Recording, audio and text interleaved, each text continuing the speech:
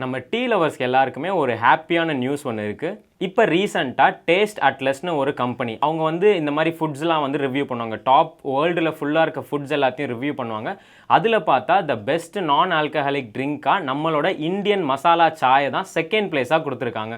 இது கேட்கும்போதே என்னடா வேர்ல்டில் இத்தனை பேர் வந்து டீ குடிப்பீங்களா, அது இல்லாமல் வேர்ல்டு எல்லா டிஷ்ஷுமே டேஸ்ட் பண்ணி நம்மளோட டீ வந்து அவங்களுக்கு பிடிச்சி செகண்ட் பிளேஸ் கொடுத்துருக்காங்கன்னு கேட்கும்போதே ஒரு பெருமையான விஷயமா தான் இருக்குது. ஸோ நார்மலாக இந்த டீ வந்து இந்த இந்தியாவிலே வந்து ரொம்ப பரவன ஒரு விஷயம். அது மட்டும் இல்லாமல் வேர்ல்டு வந்து தண்ணிக்கு அப்புறமா அதிகமாக குடிக்கிற ஒரே ட்ரிங்க் பார்த்தோன்னா டீ தானா. இதை கேட்கும்போதே அடப்பாவி ஊரில் இத்தனை பேராடா டீ குடிக்கிறீங்க அந்த மாதிரி இருக்குது. ஏன்னா நம்மளோட ரொட்டீனில் டீ வந்து ஒரு பங்குனே சொல்லலாம். ஏன்னா நார்மலாக நானே பார்த்தோன்னா காலைல எழுந்த உடனே டீ இல்லை இந்த மாதிரி ஒரு ஹெல்த் ட்ரிங்க் மாதிரி குடிப்பேன். ஈவினிங் என்ன ஆனாலுமே ஒரு 5 மணி ஆனாலே அப்படியே வாயெல்லாம் ஒரு மாதிரி ஒரு டீ போடுங்களேன் அப்படின்ற மாதிரி சொல்லுவோம். அது மட்டும் இல்லாமல் நம்மளே ஃப்ரெண்ட்ஸ்குள்ளே ஏதாவது பிஸ்னஸ் ஒன்று ஆரம்பிக்கணும்டா அந்த மாதிரி பேசினாலே ஃபஸ்ட்டு ஒரு நல்ல ஒரு டீ கடை போடுவோம். ஏன்னா நம்ம பார்த்துருப்போம் டீ கடையில் வந்து அவ்வளோ கூட்டம் இருக்குது. எங்கே என்ன டீ கடை போட்டாலும் டீ கடையே இருக்காது, வெறும் வண்டிலாம் எடுத்து வந்து நிறுத்துவாங்க. பார்த்தா அங்கே சுற்றி ஒரு 10 பேர் இருந்துருவாங்க. அதனால் இந்த டீ வந்து நம்மளோட ஒரு ஒன்றியாட ஒரு விஷயம்னே சொல்லலாம். ஸோ நம்ம கேங்லேயே பார்த்தோன்னா நார்மலாக இந்த டீ லவர்ஸ் காஃபி லவர்ஸ்ன்னு இருப்பாங்க. ஆனால் மோஸ்ட் டாமினண்ட்டாக பார்த்தா டீ லவர்ஸ் மட்டும்தான் இருப்பாங்க. இந்த டீ எப்படி ஆரிஜினேட் ஆயிருக்குன்னா ஃபர்ஸ்ட் இந்த டீ வந்து சைனால தான் கண்டுபிடிக்கிறாங்க. ஸோ எல்லாருக்குமே தெரிஞ்ச ஒரு கதை என்னன்னா, ஷெங் நங்னு ஒரு சைனீஸ் கிங் அவர் என்ன பண்ணாருன்னா அவர் ஊரில் வந்து சொல்லியிருக்காரா இனிமேல் வந்து தண்ணியெல்லாம் குடிக்கும்போது சூடு பண்ணி தான் நீங்கள் குடிக்கணும் அப்படின்ற மாதிரி ஒரு உத்தரவு போடுறாரு. உத்தரவு போட்டு அவர் காட்டுக்கு போய் அந்த மாதிரி களைப்பாக இருக்கும்போது போய் எனக்கு தண்ணியை சூடு பண்ணுங்கன்னு சூடு பண்ணிட்டு இருக்கும்போது எங்கேருந்தோ பறந்து ஒரு இலை வந்து அந்த தண்ணியில் விழுந்திருக்கு.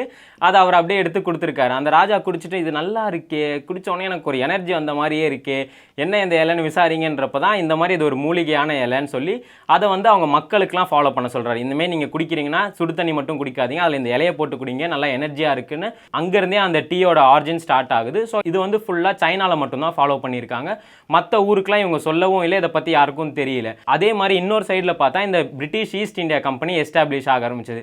எல்லாருக்கும் அப்போ தெரிய வருது இந்த மாதிரி சைனாவில் ஒரு ட்ரிங்க் குடிக்கிறாங்க, அது பேர் சாய்ன்ற மாதிரி சொல்கிறாங்க, அது குடிச்சா ஒரு எனர்ஜியும் தருதுன்ற மாதிரி பேசிக்கிறாங்கன்னு இவங்க என்ன பண்ணுறாங்கன்னா அது எப்படியாவது நம்ம கொண்டு வந்து நம்ம ஒரு பிஸ்னஸ் ஆகணும். ஏன்னா அந்த டைம் அது சைனாவில் வந்து அது ஒரு பெரிய பிஸ்னஸ் ஆச்சு.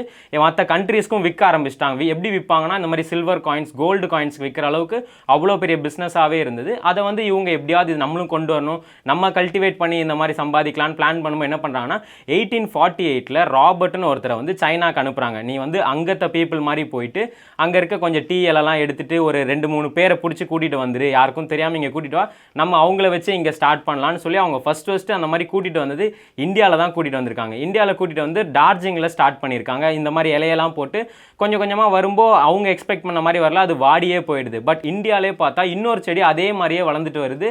இது நான் இதே மாதிரியே இருக்கேன்னு சொல்லி அதையும் எடுத்து அந்த ஃபார்முலாவில் வச்சு பார்க்கும்போது இது அந்த சைனா டீயை விட இங்கே இருக்க இந்தியன் டீ வந்து நல்லாவே இருந்திருக்கு. அஸ்ஸாமில் தான் ஃபஸ்ட்டு வந்திருக்கு. ஸோ அதுக்கப்புறம் தான் வந்து இந்தியாவில் வந்து இவங்க பிரிட்டிஷ் வந்து இந்த டீயை ஃபேமஸ் ஆக்க ஆரம்பித்தாங்க. இவங்க என்ன பண்ணாங்கன்னா சைனாவில் வெறும் தண்ணியில் மட்டும்தான் போட்டு குடிப்பாங்க. இவங்க கொஞ்சம் டிஃப்ரெண்ட்டாக வந்து பால் ஊற்றுறது, கொஞ்சம் சுகர் ஆட் பண்ணுறதுன்னு அந்த மாதிரி ஒரு ட்ரிங்காக இவங்க டெஸ்ட் பண்ணி ஒருத்தங்க ஒரு ஃபேவரட்டில் கொண்டு வர ஆரம்பிச்சிட்டாங்க. அதுக்கப்புறம் தான் பார்த்தோன்னா ஒர்க் ஹவர்ஸ்லேயே டீ பிரேக்னே ஒன்று கொண்டு வந்தாங்க. எல்லாரும் இந்த டீயை குடிங்க, ஏன்னா நமக்கே தெரியும் அந்த டீ குடித்ததுக்கப்புறம் நார்மலாகவே என்ன சோர்வாக இருந்தாலும் ஒரு எனர்ஜி வந்துருச்சு, இப்போ ஃப்ரெஷ்ஷாக ஸ்டார்ட் பண்ணலாம் அப்படின்ற மாதிரி இருக்கும். ஸோ அப்போத்துலேருந்து தான் இந்த டீ பிரேக்குன்னு ஆரம்பித்தது. இப்போ வந்து டீ இல்லாத இடமே இல்லை, எங்கே போனாலும் டீ தான். டீ கடையே பார்த்தா டிஃப்ரெண்ட் பேரில் இப்போ ரீசெண்டாக இந்த ஹைதராபாத் இரானி டீன்னு ஒன்று இருக்குது, தந்தூரி டீ, அந்த மாதிரி டீன்றது பரவி இருக்குது. அது இல்லாமல் இந்த டீ வந்து எல்லா ஃபங்க்ஷன்ஸ்லையுமே இருக்கும். ஒரு கல்யாணத்தில் போனாலும் ஒரு டீ இருக்கும், ஒரு சாவு வீட்டுக்கு போனாலும் டக்குன்னு ஒரு டீ போட்டு கூட எல்லாம் இருக்கும். அப்படின்ற மாதிரி அந்த டீ வந்து நமக்கு வந்து எல்லாருக்குமே பரவி இருக்குது. இந்த டீன்றது நம்ம வாழ்க்கையில் ஒரு முக்கியமான விஷயமா இருக்குது. இது ஏன் இவ்வளோ பேர் இவ்வளோ டீ குடிக்கிறாங்கன்னா அது பின்னாடி வந்து அது வந்து ஒரு சைக்கோடாலிக் ட்ரக்குன்னே சொல்லலாம். ஏன்னா அதில் கெஃபைன் இருக்குது, அது வந்து பயங்கர அடிக்ட் ஆகும். அதனால தான் நம்மளால் டீயை விட முடியல. இப்போ டீ இல்லாமலாம் இருக்கவே முடியாது நம்மளால், அது ஒரு அடிக்ஷன் மாதிரி ஆயிடுச்சு. சில பேருக்குலாம் டீ தான் வந்து சாப்பாடே, டீ சாப்பிட்றாங்களோ இல்லையோ ஒரு டீ குடிச்சம்பா போதும் பண்ணுவாங்க. பெனிஃபிட்ஸ்க்கும் யூஸ் பண்ணுறாங்க நிறைய பேர் வந்து டீ குடிச்சிக்கிட்டே இருப்பாங்க. அது வந்து அவங்கள ஷார்ப்பாக வச்சுக்கிட்டே இருக்கும்.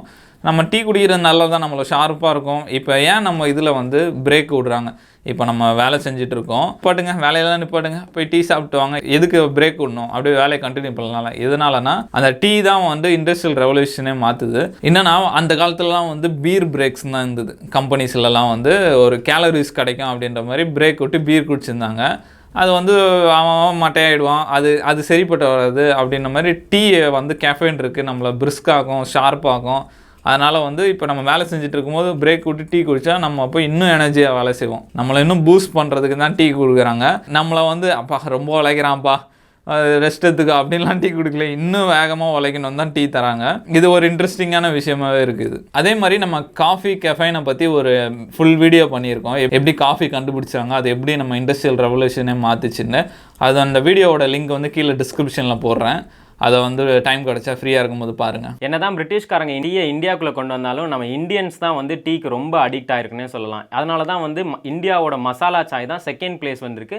அதுவும் இல்லாமல் டீ வந்து டீ கடையிலே பார்த்தீங்கன்னா நிறைய டிஃப்ரெண்ட் டைப்ஸாக இருக்கும். நார்மல் டீ இருக்கும், ஸ்பெஷல் டீ இருக்கும், இஞ்சி tea, masala tea, black tea, lemon tea, அந்த மாதிரி டீ மட்டுமே என்னடா க்ரீன் டீ வெள்ளியாகணுமா க்ரீன் டீ குடி, அந்த மாதிரி டீ மட்டுமே அவ்வளோ இருக்கும். அதனால தான் இந்தியா வந்து வேர்ல்டுலே செகண்ட் லார்ஜஸ்ட் டீ ப்ரொடியூசராக இருக்காங்க.